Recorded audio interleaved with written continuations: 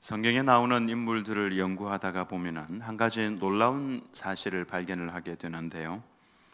그들의 생애가 가장 축복의 순간에 도달을 했을 때에 하나님의 그 영광스러운 그 목적에 도착을 했을 때에 또 인생의 놀라운 성공을 거두었을 때에 그것이 곧잘 그들에게 위기로 다가올 때가 또 새로운 패배의 시작이 될 때가 많이 있다라고 하는 것입니다. 이스라엘 백성들의 여리고 성, 엄청난 성이죠. 그 성벽이 얼마나 두꺼웠는지 그 위에 마차가 다닐 수 있을 정도로 그 정도로 넓은 성, 그 위에 또 집도 지을 수 있을 정도로, 그러니까 견고하기가 말로 할 수 없는 그와 같은 여리고 성을 어떻게 점령을 했냐 하면은 하루에 한 바퀴씩 돌고 마지막 날은 7바퀴를 돌고 소리를 질렀을 때에 그 성벽이 무너져 내렸습니다. 너무나도 손쉽게 여리고성을 점령을 하고 난 이후에 앞으로 가나안 땅을 점령할 때 그냥 이렇게 쉽게 점령할 수 있겠구나, 그들이 기고만장했습니다. 곧 이어 아주 작은 성이었던 아이 성을 점령하러 갔는데 그 싸움에서 걷잡을 수 없이 이스라엘이 무너져 내렸습니다. 도망을 가면서 많은 사람들이 죽었죠. 그래서 말씀에 보면은 무릇 섰다고 생각하는 자는 넘어질까 조심하라. 그러니까 성도들이 이 땅을 살아가는 동안에는 이제 됐다, 이런 반응을 보여서는 안 된다라고 하는 것이죠. 이제 됐다라고 하는 그 순간, 이제 성취했구나, 그 순간부터 넘어지기 시작한다라고 하는 것이죠. 다윗이 골리앗과의 싸움에서 참으로 놀라운 승리를 거두었지만 그 승리는 다윗을 위기로 몰아넣는 시작이 되었다라고 하는 것입니다. 본문에서 다윗이 만나는 적은 사실상 골리앗보다도 더 무서운 적입니다. 골리앗은 분명한 적이죠. 눈앞에 나타나 있는 확실한 적이지만은 18장에 나오는 새로운 이 적은 그와 같은 적이 아닙니다. 숨어 있는 적이었고 친구를 가장한, 아군을 가장한 그런 적이었기 때문입니다. 이제 다윗과 사울 왕의 싸움이 시작이 된 겁니다. 그러므로 이제 이 본문 말씀부터 다윗은 지금 아주 더운 여름의 입구에 서 있는 것이라고 할 수가 있죠. 골리앗을 죽인 이후에 요나단은 다윗을 집으로 돌려보내지 않았습니다. 이제 나와 함께 이곳에서 있자. 그리고 그는 특권을 얻었습니다. 여기서부터 이제 문제가 시작이 되는 거죠. 큰 승리 이후에 찾아오는 엄청난 시련입니다. 그러니 우리는 언제나 깨어있지 않으면 언제든지 넘어질 수 있고, 성령이 충만한 성도라고 할지라도 넘어질 수가 있습니다. 언제나 그래서 깨어 있어야 하고, 언제든지 기도할 줄 알아야 하고, 언제든지 하나님을 바라보는 이 자세를 가지고 있지 않으면, 보십시오, 최고 높은 데 올라갔다 할지라도 순식간에 나락으로 떨어질 수가 있다라고 하는 것이죠. 사무엘상 18장 5절에서 7절 말씀을 보면은 다윗은 사울이 보내는 곳마다 가서 지혜롭게 행하며 사울이 그를 군대의 장으로 삼았더니 온 백성이 합당히 여겼고 사울의 신하들도 합당히 여겼더라. 무리가 돌아올 때고 다윗이 블레셋 사람을 죽이고 돌아올 때에 여인들이 이스라엘 모든 성읍에서 나와서 노래하며 춤추며 소고와 경쇠를 가지고 왕 사울을 환영하는데 여인들이 뛰놀며 노래하여 이르되 사울이 죽인 자는 천천히요 다윗은 만만이로다 한지라. 다윗이 큰 인기를 누렸습니다. 근데 여기가 바로 문제가 시작이 된 지점이죠. 사실 이 문제는요, 여인들이 불렀던 노래 때문에 그렇습니다. 그 노래를 조금 조심하지, 여인들이 막 여기서 저기서 말을 하고 다니면 안 된다라고 하는 거, 죄송합니다 여인들이요, 조심해야 됩니다. 여인들이 입에서 나온 이 노래, 사울이 죽인 자는 천천히요 다윗이 죽인 자는 만만이로다. 성경에서 천천 그러면 천 곱하기 천을 말하는 것이고 만만 그러면은 만 곱하기 만을 말하는 것입니다. 차이가 엄청나는 것이죠. 사울 자신에게는 천천을 돌리고 다윗에게는 만만을 돌리니까 이제 다윗이 노리는 목적지는 왕일 것이다, 왕좌일 것이다. 이거 외에 무슨 목적이 더 있겠는가? 사울 왕이 그렇게 생각을 한 겁니다. 그래서 사울 왕이 다윗을 그때부터 질투하기 시작을 했죠. 사무엘상 18장 10절에서 11절을 보면은 그 이튿날 하나님께서 부르시는 악령이 사울에게 힘있게 내리매 그가 집안에서 정신없이 떠들어대므로 다윗이 평일과 같이 손으로 수금을 타는데 그때 사울의 손에 창이 있는지라 그가 스스로 이르기를 내가 다윗을 벽에 박으리라 하고 사울이 그 창을 던졌으나 다윗이 그의 앞에서 2번 피하였더라. 이거 대단한 겁니다. 수금을 타고 있는데 여기 집중하고 있는데 사울이 창을 던지면 바로 박히는 거죠. 그런데 다윗이 2번 피했습니다. 이게 참 하나님의 은혜입니다. 사울이 창을 던져서 다윗을 죽이려고 했습니다. 사울은 갑자기 광기를 부리면서 다윗의 목숨을 노린 것이죠.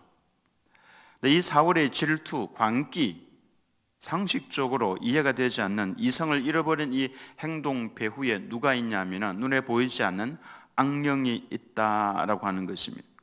악령이 사울에게 힘있게 내리매 눈에 보이지 않는 이 귀신들이 사울의 행동과 인격을 조정하고 있는 것을 알 수가 있습니다.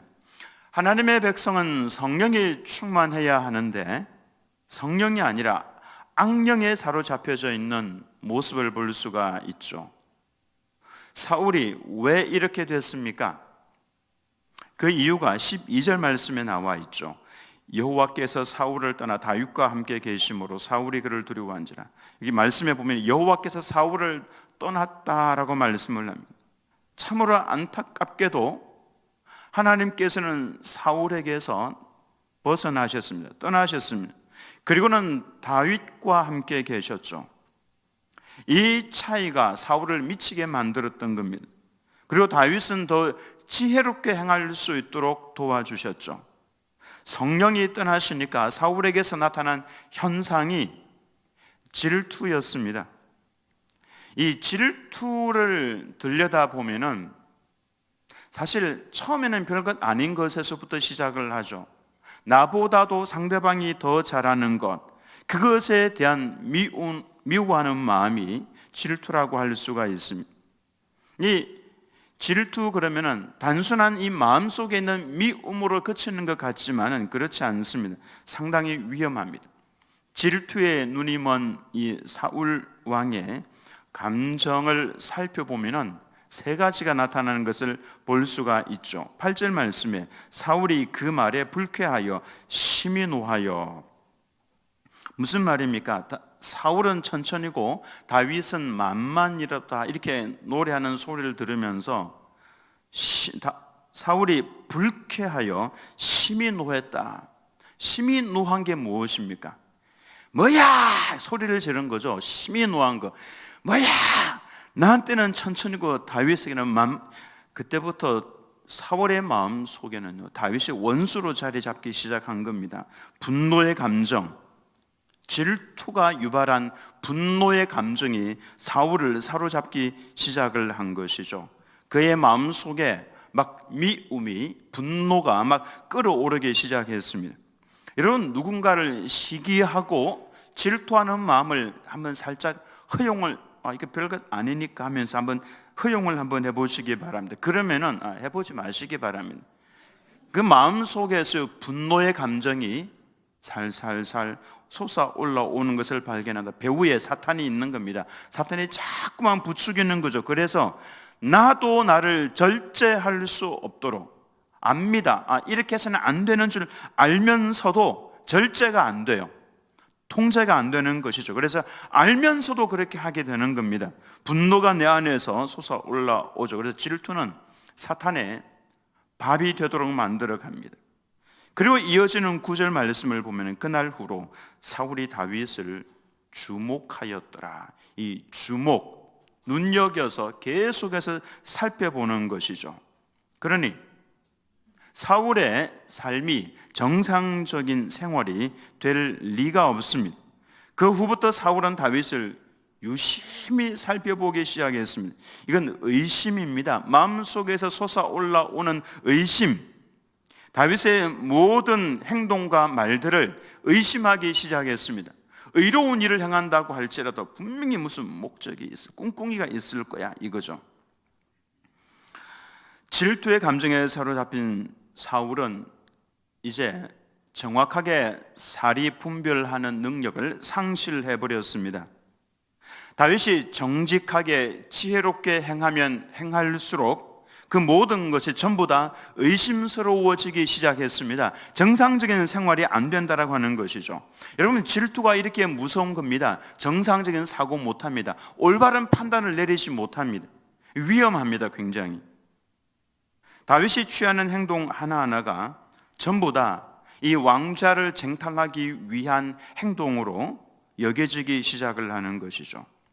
누군가를 만약에 질투를 한다면 그 순간부터 그 사람의 모든 행동은 다 이상하게도 내 눈에 들어오게 되고 의심스러워지기 시작을 하는 겁니다.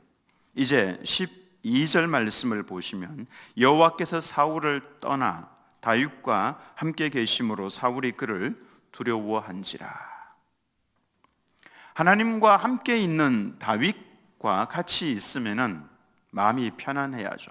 성령의 사람과 함께하고 있으면 마음이 편안하고 좋아야죠. 평강이 있어야죠. 그런데 질투에 사로잡히니까 성령의 사람을 보니 마음이 두려워지기 시작했다라고 하는 겁니다. 그래서 이 사울의 마음을 사로잡은 것은 두려움이었습니다. 잠을 잘 못 자는 겁니다. 늘 두려워서 떠는 것이죠. 권력은 사실 사울 왕 손에 있었지만은 두려워하는 것은 다윗이 아니라 사울이었습니다. 그 정도로 두려움이 사로잡은 것이죠. 이처럼 질투에서 유발된 세 가지 감정을 보면은 분노였습니다. 그리고 의심이었죠. 그리고 세 번째로 두려움이었습니다. 어찌 사울 왕의 생활이 정상이고 그의 입에서 나오는 말들이 지혜로운 말들이겠습니까? 질투하기 시작을 하자마자 사울의 인격은 완전히 무너지기 시작하면서 마음속에 깃들기 시작한 감정들이 이와 같은 것들이었습니다. 그러므로 우리는 시기와 질투를 대상으로 싸워야 합니다. 그냥 조금씩이라도 허용을 해버리면 안 된다라고 하는 것입니다. 대신 질투하는 마음을 가진 대신에 우리가 의도적으로 가져야 할 것이 있죠. 그것은 바로 인정하는 겁니다. 그를 인정을 해주고 그리고 그를 진정으로 칭찬을 해주고 격려를 해주고 축복을 해주었더라면 사울 왕의 인생은 완전히 바뀌어졌을 겁니다. 사울 왕은 역대적으로 가장 탁월한 인물을 자신의 수하에 둘 수 있었을 것이고 그리고 때가 되면 하나님의 놀라운 인도하심 가운데 평화로운 정권 교체가 있었겠죠. 그리고 사울의 노년도 다윗의 그 선한 영향력과 그 은혜로 인해서 얼마나 놀라운 하나님의 평강이 그 마음 가운데 임했겠습니까?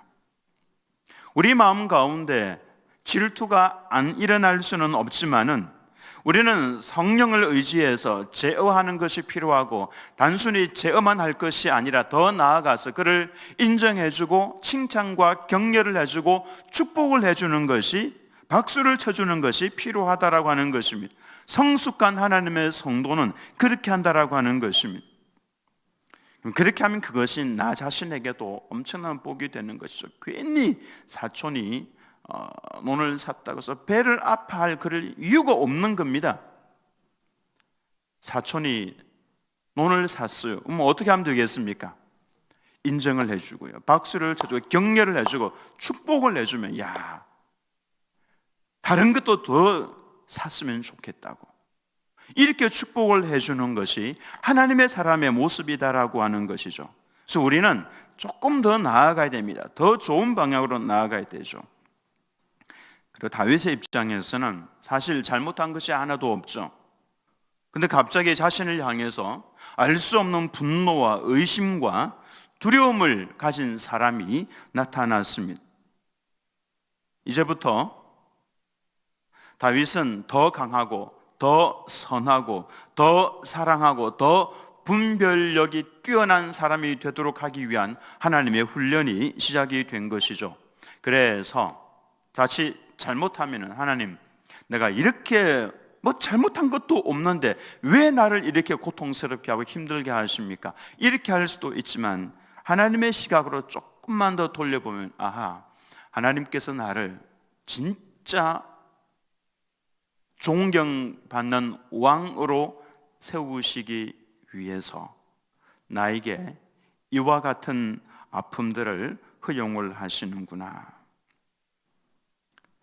그래서 우리는 사실 이런 일이 생길 때 화가 변해서 복이 되도록 해 주시겠구나, 이렇게 생각을 하면은 딱 맞다라고 하는 것입니다.